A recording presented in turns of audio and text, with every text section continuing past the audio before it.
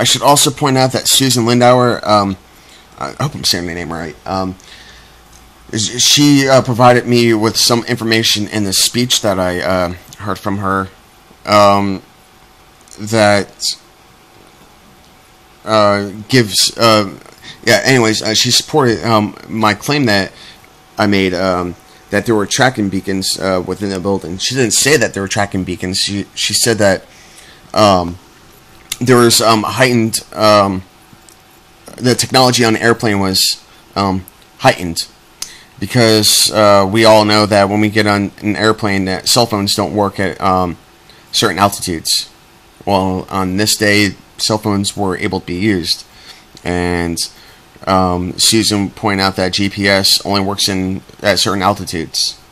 I only drive at ground level, so I don't know that. And so she provided me with some information that, okay, to guide the planes... there had to be some extra technology on to allow these events to have occurred, and also to confirm the fact that I had way back on that day that on September 11, 2001, I knew that the plane in Flight 93 was shot down, and starting to find some evidence that it was, and found some eyewitness testimonies.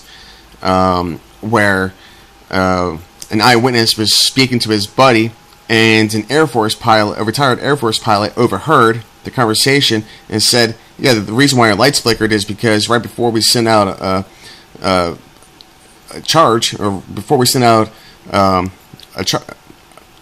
before we I'm sorry, I'm running on fumes. Before we send out a missile, we jam the radars." And so these eyewitnesses said that their lights flickered, and 45 seconds later, there was the impact of the crash. And they were the first ones on the scene. And also the fact that there was one debris field, and then 6 to 8 miles away, there was another one. And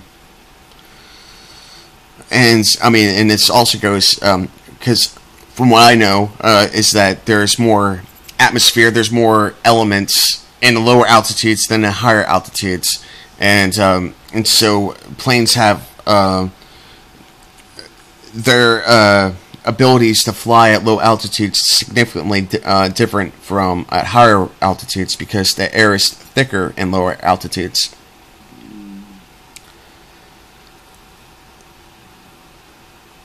Governor Chapekant was sent to prison, and he was blowing a whistle. Susan Lindauer was indicted. She was in prison. Nelson Mandela said that if you really want to know, what's going on with the nation, you must enter its prisons.